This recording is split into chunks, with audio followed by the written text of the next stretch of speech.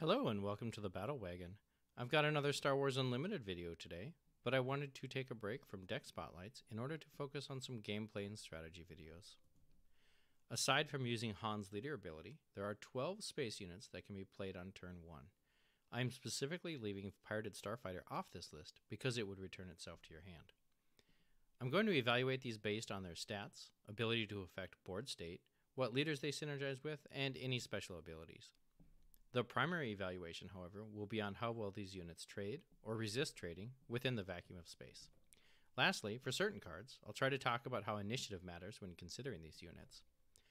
Coming in with the worst stats of any space unit, the Vanguard Ace has 1 power and 1 health. As a turn 1 play, you gain no benefit from its special ability, and it lacks the ability to trade with most space units. This card sees little to no play, the only situation being as a third card from Vwing reinforcements. And if you're running Awings, that means you have Battlefield Marines. So the only time you'd see this card played on turn 1 is sheer desperation.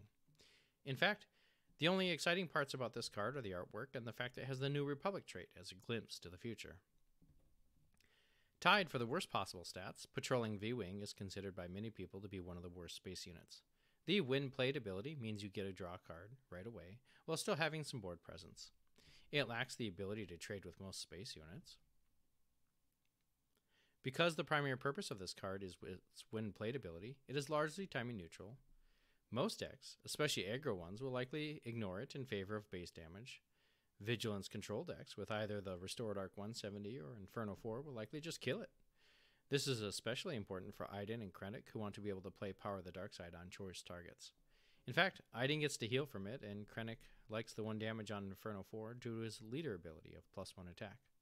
When I started this list, I was going to rank it as the worst card, but there is a small case for this card to make an appearance with Emperor Palpatine, because he can use it to draw a second card and ping a unit. However, it does seem to be cut by most decks, because even the double green pool of cards is good enough to find alternatives. The Distant Patroller is another terrible unit, competing for the title of worst space unit. Its 2 power won't kill anything of note, and 1 health dies to everything, including a light breeze from Vader or Palpatine. As a first turn unit, you might be looking to give the shield to another blue unit, but its blue alternatives are Inferno 4 and Restored Arc 170, both of which are strictly better.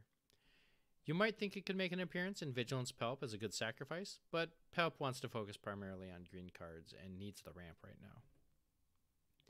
At 1 power and 2 health, the Mining Guild TIE Fighter is an underwhelming unit. Since it only costs 1, you can play another cheap unit, but that would require you to dump half your hand in 1-drops.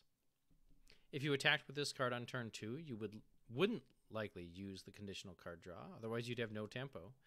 You might see this card splashed into decks for some late game and card draw once the resources are available, but there are no deck archetypes that main deck it for a turn 1 purpose, as the next card on this list does it better.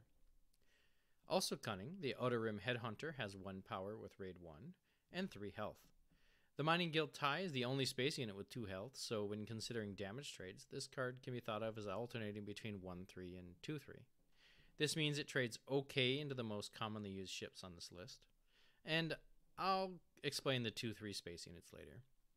Its ability to exhaust is extremely conditional, requiring you to have a leader out when you attack. This means that the earliest it can happen on your leader turn is your second action, notably after your opponent has a chance to attack with their priority unit. No matter how many times I see people try, its ability does not work on leaders. If you want to make a cunning space deck, the ship can be a good first turn play, allowing you to save Cartel Spacer for its special ability.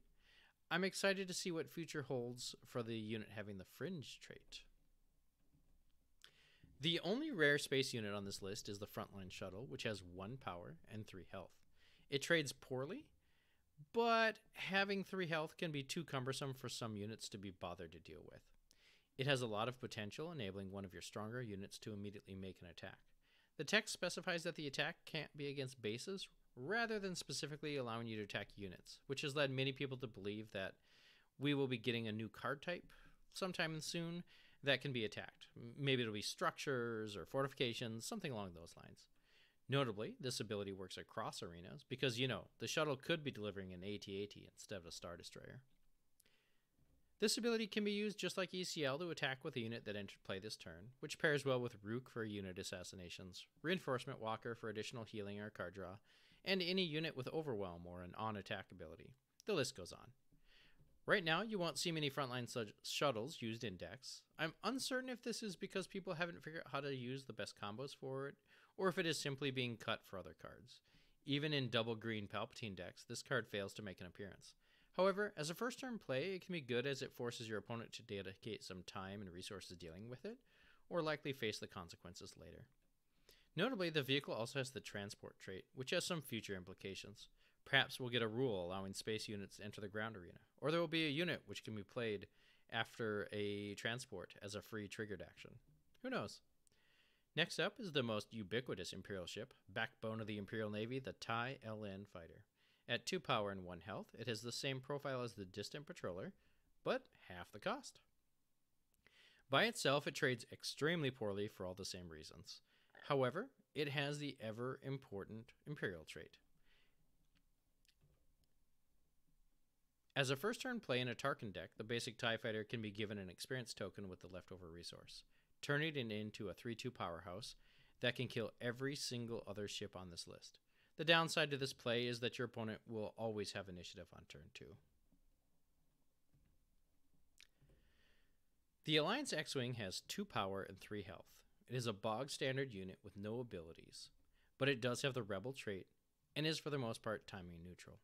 Typically, there are more specialized cards to use in decks, but I've seen the Alliance X-Wing make an appearance in space-oriented Leia decks. Interestingly enough, initiative, attacking, and trading with the X-Wing is like bounty hunting, complicated. In fact, it's the same for the next 3 units as well, since they all have the same stat line.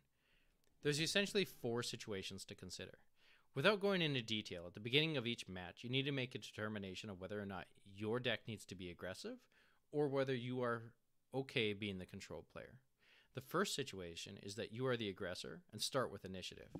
Ideally, you drop this unit on turn 1. Your opponent will be forced to trade into you, which will take 2 rounds of attacking, unless it's a TIE Fighter which trades into you, or an Awing which survives. And you have only dealt 2 damage to their base. If you are playing Sabine Leader, you should forgo her ability in order to retain initiative, unless your opponent drops a TIE and is Tarkin, because he takes 2 actions to do so. Situation 2 is you are the aggressor and don't start with initiative. This allows you to see what your opponent drops. If they drop an A-Wing or Tarkin a TIE Fighter, your space unit gets out-traded. You'll have to abandon the X-Wing and focus on ground units. Situation 3 is you are not the aggressor and start with initiative. Starting the game with a turn 1 space unit opens the ground arena for your opponent. Since combat stats on ground units are typically higher and more synergistic than space, you will have now set yourself an entire turn behind. You will need to have a Sentinel or a targeted removal ready for turn 2. ECL, Power the Dark Side, Open Fire, Death Trooper, just to name a few. If your opponent matches you in space, it will take 2 turns for your 2/3 space unit to kill theirs. All the while, hoping they don't influence the dogfight with a wing leader or some other buffing effect. Lastly, if you are not the aggressor and don't start with initiative, you might as well concede. At best, you have an uphill battle because if you play a space unit, they will likely retain initiative. They get to attack their turn 1 unit first. On turn 2, an A-Wing will kill you outright, and most other space units will attack your base for 2 turns while you try to trade into it. Maybe if your opponent made a Tarkin TIE Fighter 3/2, that means you took initiative and you should consider trading into it before he buffs it beyond your capability. Notably, there is one situation where the X-Wing and the ARC 170 on the next slide become exponentially better when you play them as a turn 1 drop, because if you're running Red 3, Wing Leader, or Fleet Lieutenant, now all of which lets you safely kill 3 health space units on turn 2. For all of these reasons, I firmly believe that 2/3 space units are largely inconsequential unless you have the capability to buff them on turn 2. A good rule of thumb is that every space unit should be able to deal 3 damage on its attack in order to deal with many of these prominent units. The restored ARC 170 is the same as the X-Wing with 2 power and 3 health, and being a timing neutral rebel ship. Just like the X-Wing, it suffers a complicated matrix of trading. It also has the vigilance aspect and gains the ability to restore 1 to your base when it attacks. Aggro space decks will likely kill this unit early, but this is a great ability against ground-based aggro decks as it slows down the clock on your base. You can reasonably expect to see this unit used in any blue heroic deck, especially if they're using ways to buff it. The Cartel Spacer is the third of our 4 units with 2 power and 3 health. Just like the previous shifts, it suffers a complicated matrix of trading. Its ability is a conditional exhaust, so it is best used mid to late game. It's not great as a first turn drop for the reasons discussed with the X-Wing. However, in a pinch it can give you a decent early space presence. This card often hits the board later because of Darth Vader's ability, since it is a villainy card. You'll see this as one of the most prominent meta decks, Boba with command. Inferno 4 is the final 2 power 3 health space unit on our list, and is our only unique ship as it is piloted by Sayn Marana. Just like the previous ships, it suffers from a complicated matrix of trading. It is timing neutral and has the Imperial trait, which has potential but doesn't seem to be nearly as important for a ship as being a rebel. Its ability is often referred to as Scry because of other games, which can be a powerful ability to curate the cards you are drawing on your turn it comes into play and the turn it dies. In fact, don't forget that this happens when it's defeated. I see that happening a lot. Like the Spacer, this card can hit the board later in the game from Darth Vader's ability, since it is villainy card. You can expect to see this card in several prominent decks, including Iden or Krennic with command, or even Thrawn with vigilance. However, because of its inability to be buffed by good turn 3 drops, I personally rank this card much worse than most people do. I've actually cut it from all of my vigilance decks, and maybe you should make that consideration as well. Last, but not least, is the gold standard of turn 1 space units, the green Squadron Awing, which is a red card. Raid 2 offsets the 1 power, meaning that when attacking, it defeats any other turn 1 space unit. Stronger yet is the fact that it has 3 health, meaning that it will never be defeated by any other turn 1 space unit without other factors being involved. It falls into the category of having complicated timing and trades, but has a decided advantage because it has 3 power whenever attacking. You're often free to attack the opponent's base, while your opponent has to spend time and effort killing it. The one to watch out for is Tarkin with the TIE Fighter, but anything else, and they've overspent, including, and especially, the ECL'd Awing, which I see happening quite a bit. This card is probably an auto-include if you're running Aggression and Heroism. While a turn 2 attacking Awing can trigger Cassian's ability, I caution that you might lose too much tempo unless you're playing an amazing 2-drop. That's all I have for today. I hope you enjoyed this video, as I plan to make a similar one for ground units. Let me know if there's anything I missed or you'd like to see in the future. Have a wonderful day.